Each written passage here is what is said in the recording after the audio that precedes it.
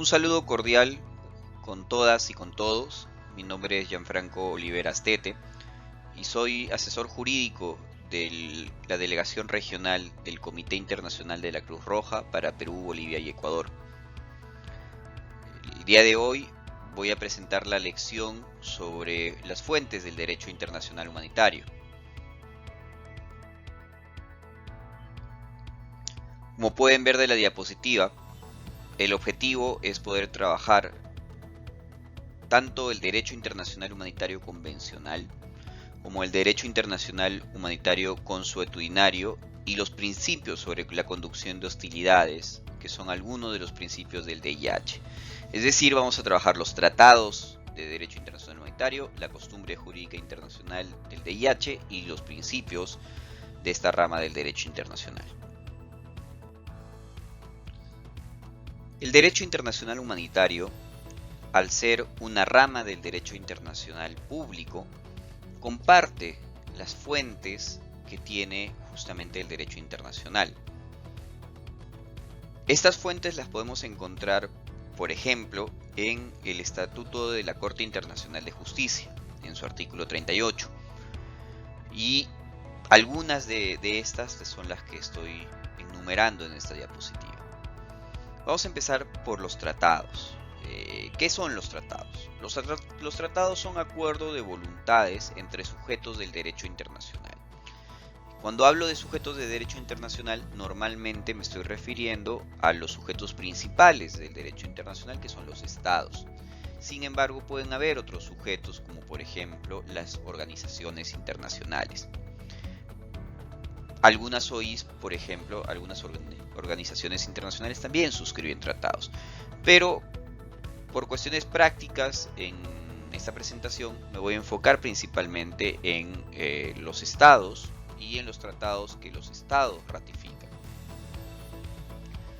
Cuando hablamos de tratados, pueden ser tratados de carácter bilateral, por ejemplo un estado A que se compromete con un estado B a determinadas cuestiones, compromisos bilaterales entre estos dos estados, pero también hay algunos tratados que son multilaterales, que quiere decir que son acuerdos de voluntades entre varios estados, y justamente en este tipo de tratados son donde se encuentran los tratados de derecho internacional humanitario, que así como los tratados de derecho internacional de los derechos humanos, normalmente se trata de tratados en los cuales participan muchos estados, es decir, tratados multilaterales, que tienen la característica que no buscan regular únicamente obligaciones entre los estados que los firman, sino que buscan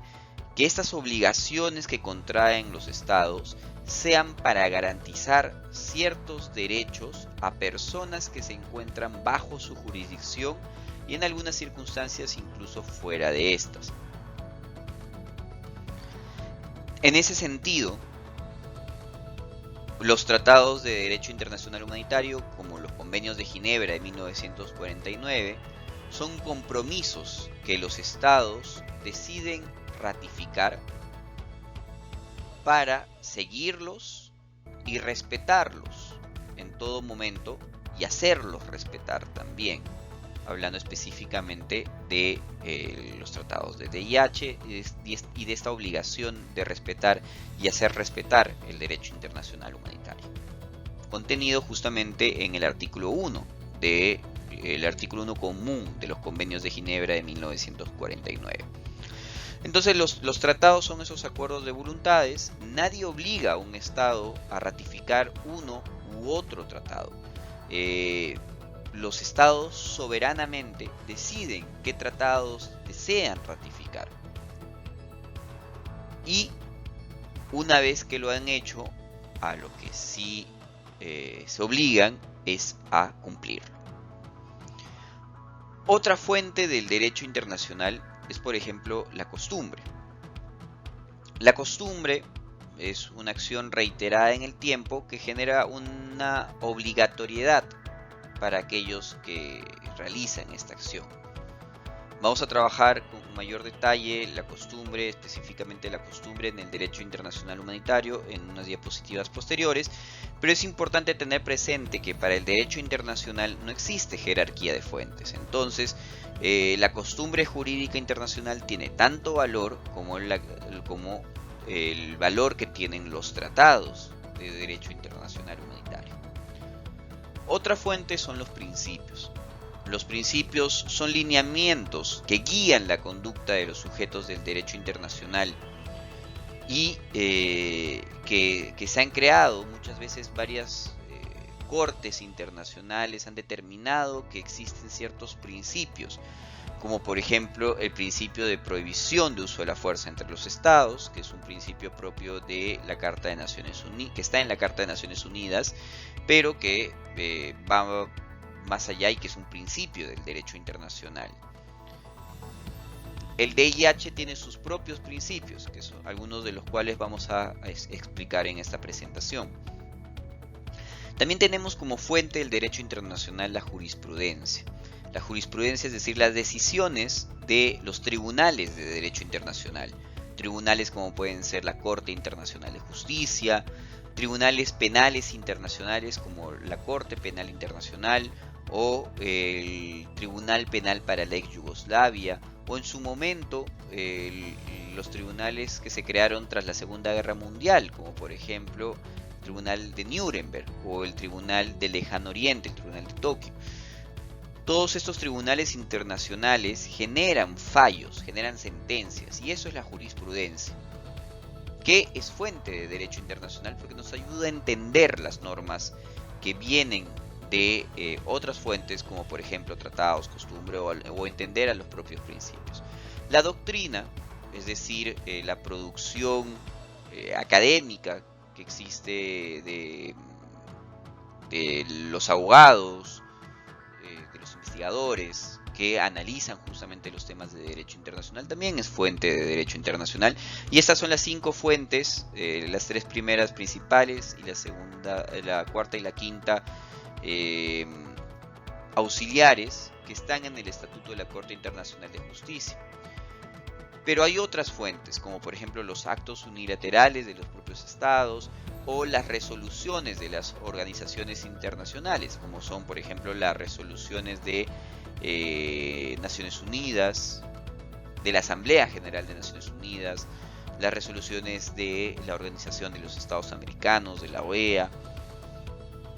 Entonces, tenemos un conjunto de resoluciones que muchas veces no son vinculantes en sí mismas, como si son los tratados, pero que sí son fuente de derecho internacional. Es muchas veces conocida como fuente de derecho blando o soft law en inglés. Justamente fuentes que no necesariamente una resolución de la Asamblea General de Naciones Unidas, por ejemplo, no es como un tratado que obliga a las partes a que tengan que cumplirlo, pero tiene una legitimidad para poder discutir ciertas temáticas y que con el tiempo incluso estas temáticas pueden llegar a ser hasta costumbre jurídica y de esa manera ya ser vinculantes. Entonces también es una fuente de derecho internacional, una fuente de la cual se crea de alguna manera derecho, y este es un pequeño listado de fuentes de derecho internacional. Vamos a trabajar en esta presentación las 3 primeras, ¿no? Lo que es tratado, lo que es costumbre y lo que son principios, específicamente hablando de las normas del derecho internacional humanitario.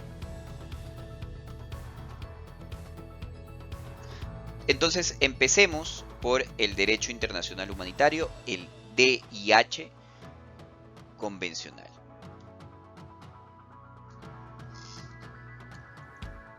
Las fuentes convencionales, es decir, los tratados de derecho internacional humanitario, los vamos a separar en 2: el marco normativo general y el marco normativo que regula ciertos medios de combate, es decir, ciertas armas. En el marco normativo general, les presento acá quizás a los tratados más relevantes del derecho internacional humanitario porque son la base del DIH actual. Y son los 4 convenios de Ginebra de 1949. Se les dice convenios de Ginebra de 1949 porque hubieron convenios de Ginebra también vinculados al derecho internacional humanitario previos, pero los vigentes son justamente los del 49. Los convenios de Ginebra del 49 se habla de ellos en plural porque justamente son 4. Tenemos el primer convenio de Ginebra que regula todo lo que está vinculado a heridos y enfermos de Fuerzas Armadas en campaña terrestre. Tenemos el convenio de Ginebra 2 que regula heridos, enfermos, náufragos y Fuerzas Armadas en el mar y en toda superficie acuática. Tenemos el tercer convenio de Ginebra que regula el trato a los prisioneros de guerra. Y tenemos el cuarto convenio de Ginebra que regula la protección a la población civil. Estos convenios de Ginebra del 49 surgen en un periodo especial, muy particular de la historia de la humanidad, que es el periodo post Segunda Guerra Mundial. Y estuvieron enfocados en intentar regular que lo ocurrido en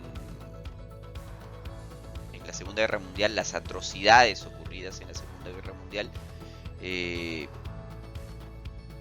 exista una mejor regulación para que no vuelvan a ocurrir, para que no se vuelvan a cometer actos como los que pasaron en la Segunda Guerra Mundial.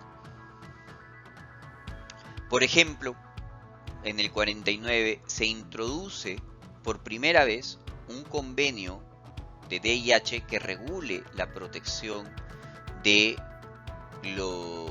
la población civil.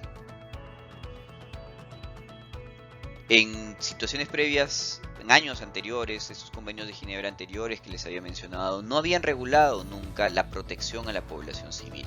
Y es justamente tras la experiencia de la Segunda Guerra Mundial, en conflicto armado, en el cual por primera vez las afectaciones a civiles superaron abiertamente a las afectaciones de los combatientes, es que la comunidad internacional ve la necesidad de que debe existir un tratado de derecho internacional humanitario que regule la protección a los civiles. Entonces, son justamente estos 4 convenios de Ginebra, digamos, la base de lo que es el derecho internacional humanitario actual. El derecho internacional humanitario actual y los convenios de Ginebra, además de los convenios de Ginebra del 49, en este marco normativo general vamos a incluir a los protocolos adicionales de los convenios de Ginebra. En ese sentido, tenemos el protocolo adicional primero. Ambos protocolos adicionales son de 1977. Entonces tenemos el protocolo adicional primero que complementa los convenios de Ginebra en lo referido a conflictos armados de carácter internacional. Entonces el protocolo adicional primero regula o complementa a los convenios de Ginebra en lo que se refiere a conflictos armados internacionales. Es importante que quede presente que no es que reemplazan. Los protocolos adicionales son eso, justamente, protocolos adicionales. Adicionan información, adicionan obligaciones a los convenios de Ginebra. Y tenemos también un segundo protocolo de 1977, que el protocolo adicional segundo regula las situaciones que ocurren en conflictos armados de carácter no internacional, los CANIs.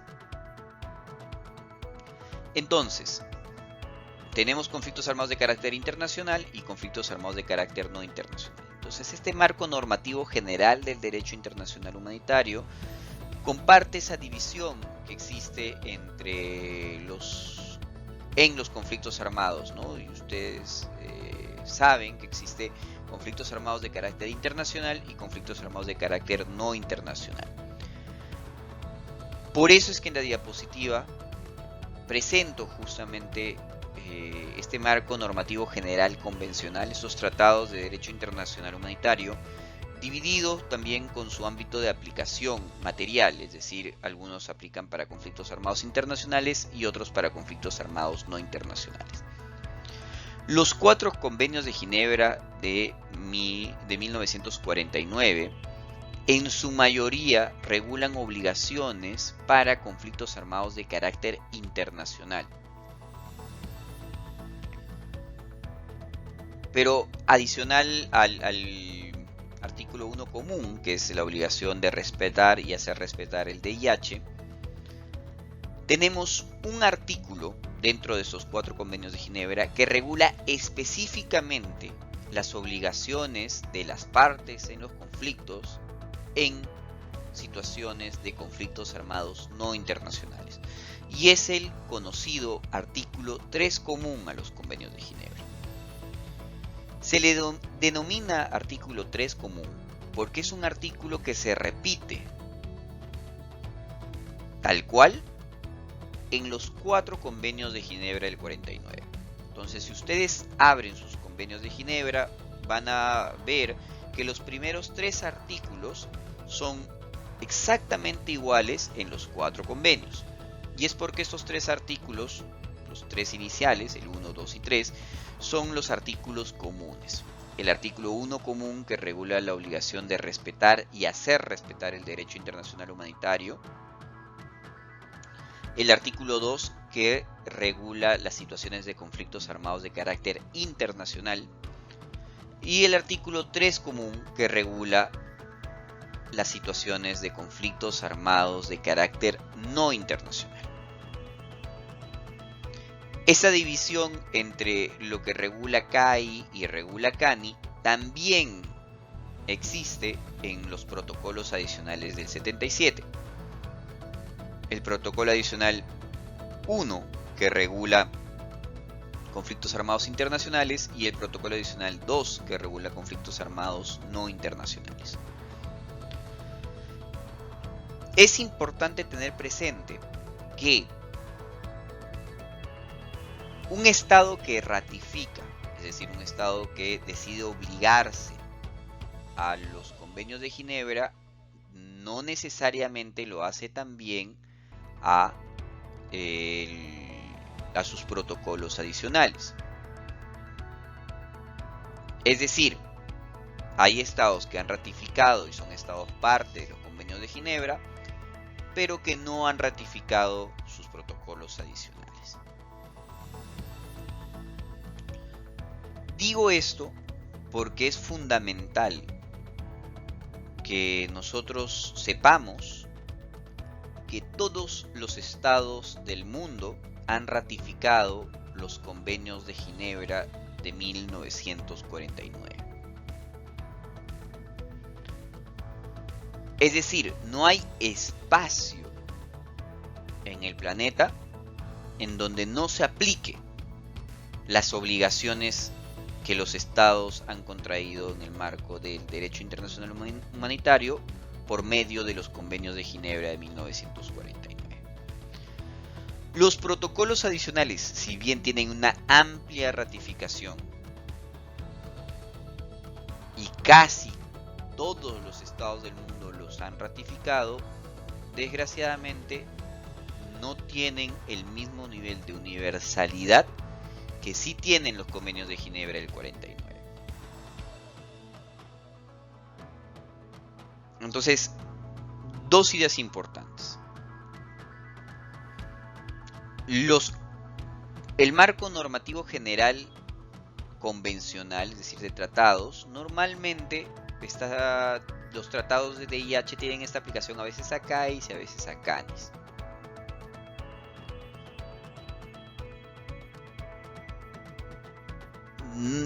La segunda idea es que en este marco normativo general hay algunos estados que son parte de los convenios de Ginebra del 49 y otros estados que también son parte, además de los convenios de Ginebra del 49, de sus protocolos adicionales. Casi todos los estados son parte tanto de los convenios de Ginebra como de los protocolos adicionales.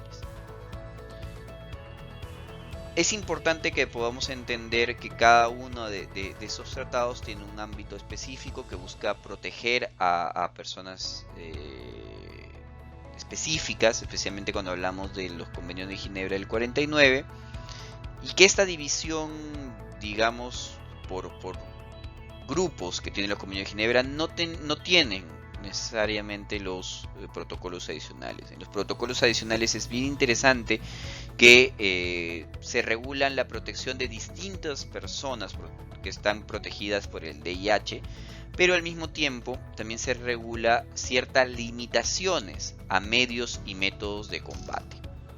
Entonces el derecho internacional humanitario justamente deja de tener esta división clara entre el derecho de Ginebra y el derecho de la Haya, con los protocolos adicionales a los convenios de Ginebra, que ya juntan en un solo tratado de VIH temas que antes venían en solo tratados que eran conocidos del derecho de Ginebra o en solo tratados que eran conocidos como derecho de la Haya.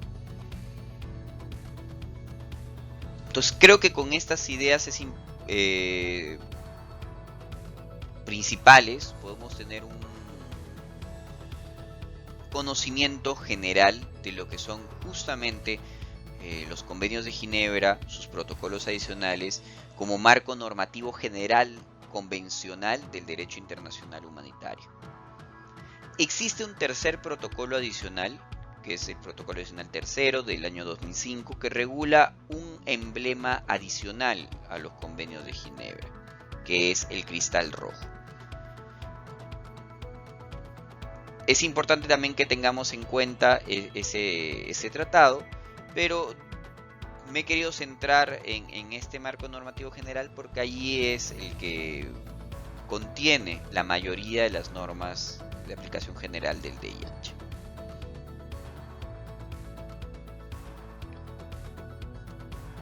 En el VIH convencional, además de haber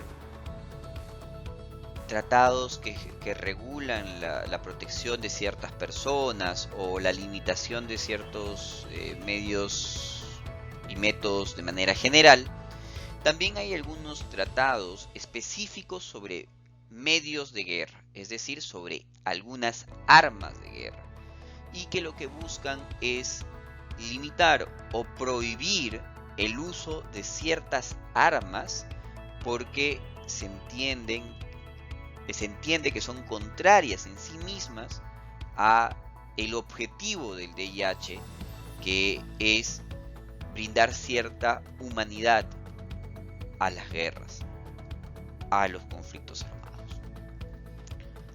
En la diapositiva ustedes van a poder encontrar algunos ejemplos de esos tratados que limitan o prohíben ciertos medios de guerra, ciertas armas, como por ejemplo la Convención sobre la Prohibición del Desarrollo, la Producción y el Almacenamiento de Armas Bacteriológicas, biológicas y Toxinas y sobre su destrucción, este tratado de 1972. También van a poder encontrar la Convención sobre prohibiciones o restricciones del empleo de ciertas armas convencionales que puedan considerarse excesivamente nocivas o de efectos indiscriminados. Esta convención de 1980 además tiene 5 protocolos adicionales: el primero sobre fragmentos no localizables, el segundo sobre minas, armas trampa y otros artefactos, el tercero vinculado a armas incendiarias, el cuarto sobre armas láser cegadoras, el quinto sobre restos explosivos de guerra. Es interesante porque en esta convención o consecuencia de esta convención se reúnen los estados parte de la convención sobre ciertas armas convencionales y, por ejemplo, tratan temas interesantes hoy en día en este espacio, el espacio de la convención que reúne los estados parte de la Convención sobre ciertas armas convencionales. Por ejemplo, se están tratando los temas vinculados a nuevos medios de combate, como por ejemplo las armas no tripuladas o